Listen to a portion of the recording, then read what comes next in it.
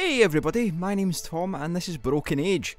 So we're going to take a look at Broken Age, kind of run through what the game is, what it's all about, we'll look at the game, talk about what we like and what we don't like, and generally get an idea of what Broken Age is, and I'm going to do this without spoilers, so, or to the best of my ability anyway. I understand, being a very heavily story-driven adventure game, there's going to be quite a lot of story that people don't want to see before they play it, so I'll try and leave as many spoilers out as possible.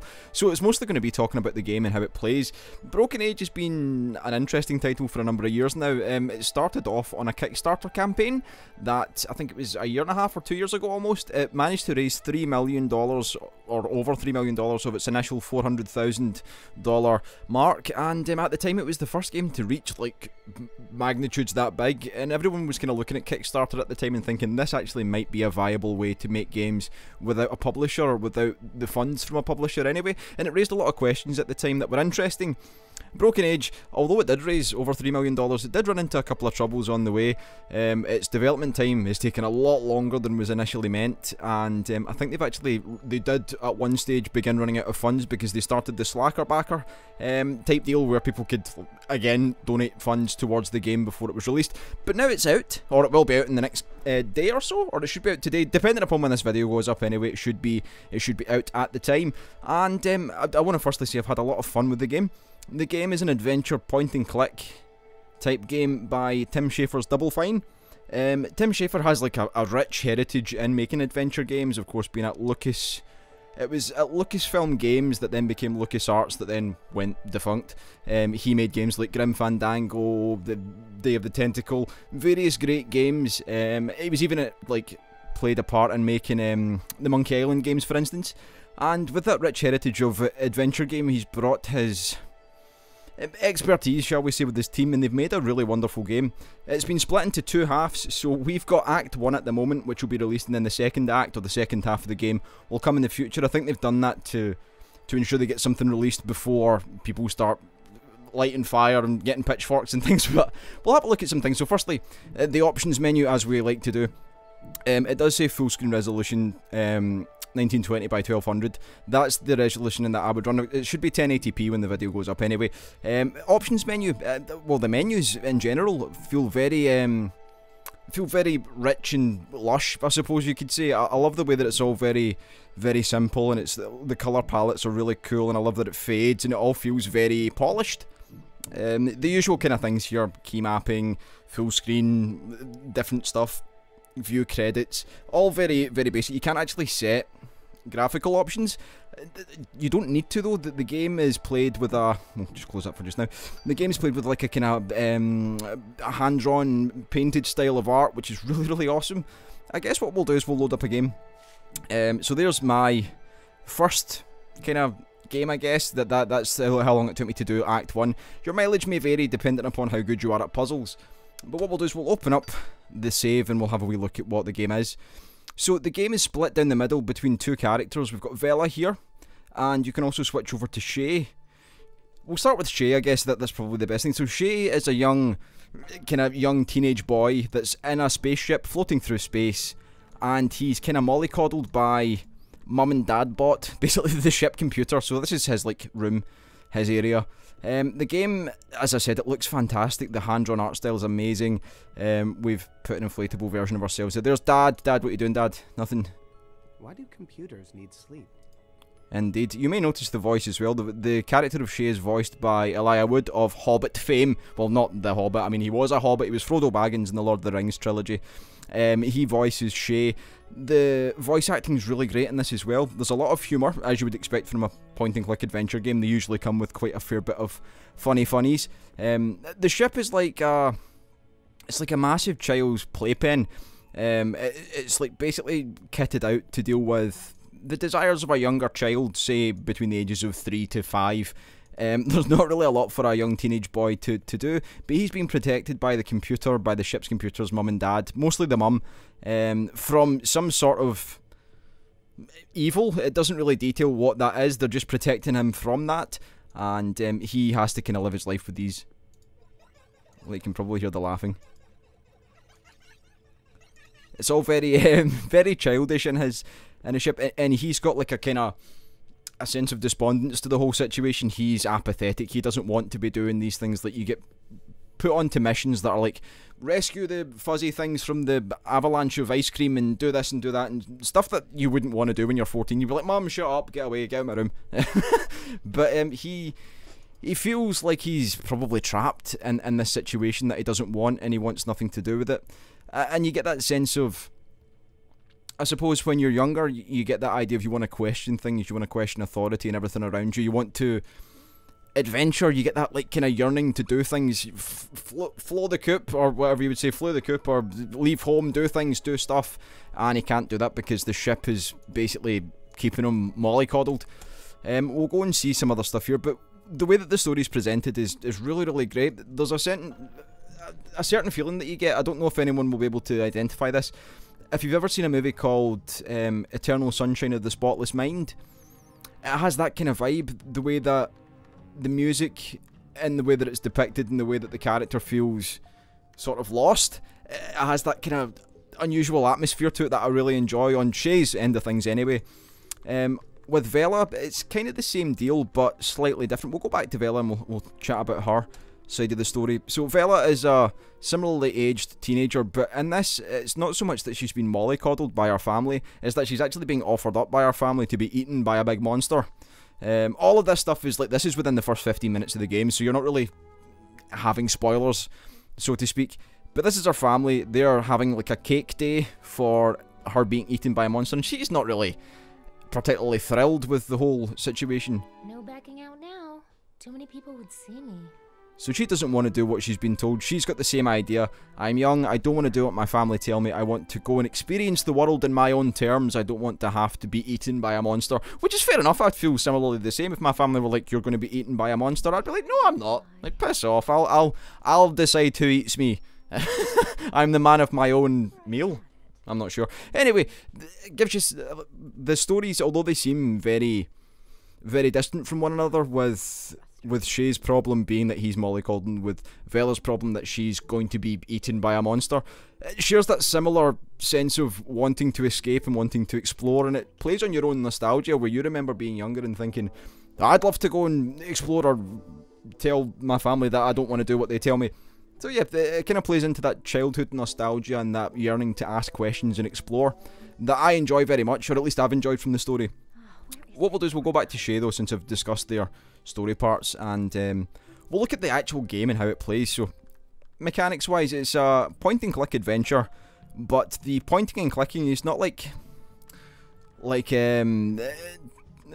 shall we say, when you click on something it'll give you like a range of different text that you can, it's actually contextual based. So for instance, if I say the spoon here, if I want to say spoon on the computer, Don't see anything there I want to eat.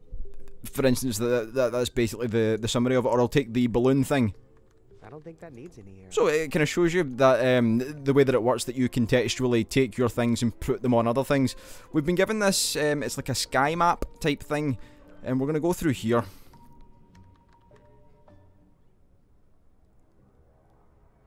The young master has come to play with the Space Weaver. Where shall we go today, wise commander? Oh man, a real mission for once. This is so fun. This is serious, Shay. Stay focused. You can hear everything I say? Yes. Please don't say anything embarrassing. I do love the humour in this game as well. So we've got the Space Weaver here. This is how we travel around the galaxy.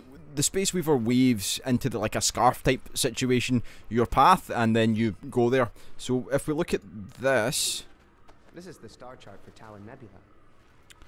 so this is where we're meant to go, and we're meant to be kind of going to these, and what the Space Weaver will do is it will stitch the area or the map to this, and then the spaceship ends up there. All very cool, very good stuff, and it shows you the kind of way that it's contextualized, that if I go, say, can I put it on that? Some stars on this star chart do seem to correspond to the nav scarf pattern. So it's similar, but it's not quite where we need to give it. Perhaps if we give it to the Space Weaver, that should work, because it's for the Space Weaver anyway.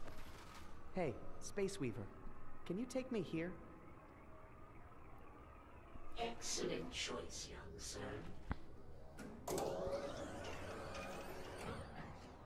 Preparing decryption mechanism. Initializing warp and wolf drive. Intake calipers in position. Weave thrusters at viscosity. Spindle at rotational velocity. Deploying nav scarf in 5, 4, 3, 2, 1. So, we've been knitted off to somewhere else in the galaxy. All very cool, the art style just showing its strong suit. Please enjoy your stay and be safe. Well, see if we can go through here. Can we go through here yet? Better not go out there while the ship's in high alert mode. No, he's not allowed to yet. So, you see the art style is just phenomenally good. Very, very good indeed. I love the kind of warp thing, but it actually looked like we were travelling through a scarf and you can see like a planet appearing. Oh, it's all very nice. But the game, so when you get into like the kind of more puzzly side of things where you're finding out what to do with items and such, it can become... I don't want to say it becomes boring, because it doesn't become boring. It can become tiresome.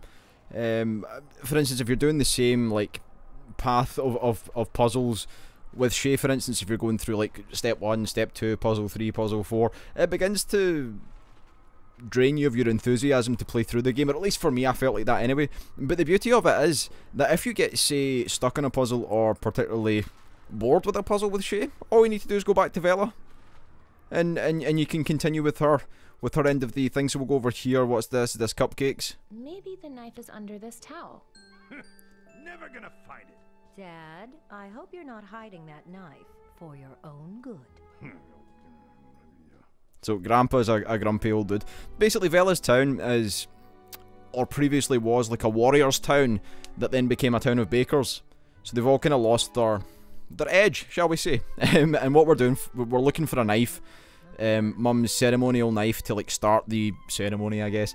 But anyway, so as I was saying, you go from Shay's, say, puzzles over to Vela's puzzles if you get stuck on one side, and by the time you do a bit of Vela's stuff, your brain in the background, because it's the way the brain works, has worked out what you need to do on the other end. So you go back to Shay and you know what to do. It's a wonderful way of dealing with puzzles, I guess. It keeps it interesting, keeps it fresh. Although I will say that the puzzles on either side of the story, whether it's Vela or Shay, does tend to get a little samey. Like, find the item, put the item here, do that. But I think that's just a byproduct of a point-and-click adventure game. It's always, there can't be too many mechanics in a game like that. But it's still good. I'm going to say I still enjoy the game very much. It's just that my brain sometimes gets bored if I'm not challenged too much.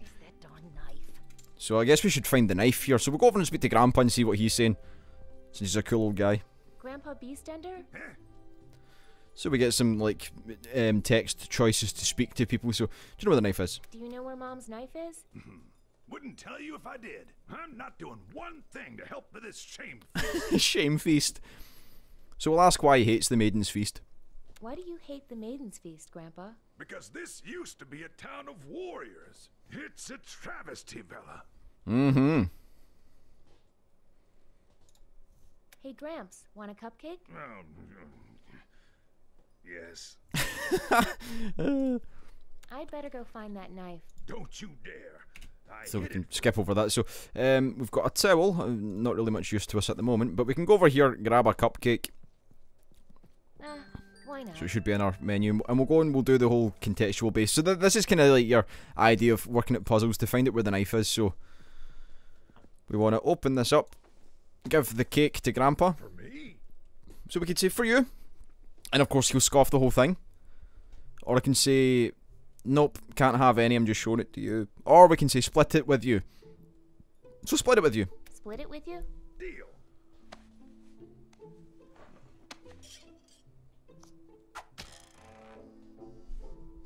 And we just pick up the knife. On second thought, you can have the whole thing. Suit yourself. Now, where did I put that thing? What thing? Nothing. I didn't say anything. So yeah, so Grandpa's been duped. His urge to have a cupcake seen him bad. So we can go over to Mum, give Mum the ceremonial knife. Alright, time to serve this girl up. But first, can I ask just one more time? Honey. Why don't we just kill Mog Chothra? Here. Oh, honey. Oh, we're going to miss your sense of humor. Majestic to behold. So I'll skip over this and we'll go back to Shay. Don't want to go too much into the story on Vela's side of things. But as you'll see, it kind of shows a parallel, like I said, that both characters are like young and just don't want to do what they're told, which is fair enough. I feel like that now, and I'm nearly 30. But yeah, the game plays really smoothly, I suppose. Aside from there being the odd hiccup with puzzles, I think that's just the way my brain works. The way that you can, as I said, split between the two characters. We should be in the Talon Nebula now. Oh, more story. I'm just going to skip through all these. So this is like a kind of mini game where we're picking up little things, little guys. So we'll lower the shield, and it's like a kind of fluffy toy grabber that you get at the fairground. I'll just do this very quickly. It doesn't spoil any story. We're just picking up little galactic things that need our help. So we'll just so we can move around and oh, there's one up there. I seen it. You little guy. Yep. Oh, did we miss? We did miss. Oh, I was never good at these things. There we go. Fluffy toy for Shay. We'll just skip over that. Right, so we're back to the game again. So that's just like a kind of mini game that the Fox dude's been giving us. I don't want to go too much into the story again. I'm going to go back through here. It'll be a bit more quiet for us to think about the game. So playing through the full game, I'd say that of the two ends of the story, I preferred Vela's side of things. And of course, it's only the first half of the game, so there's another, like, potentially 3 to 5 hours left of the game that I've not played yet. But as far as it goes so far story-wise, I've really enjoyed what I've seen.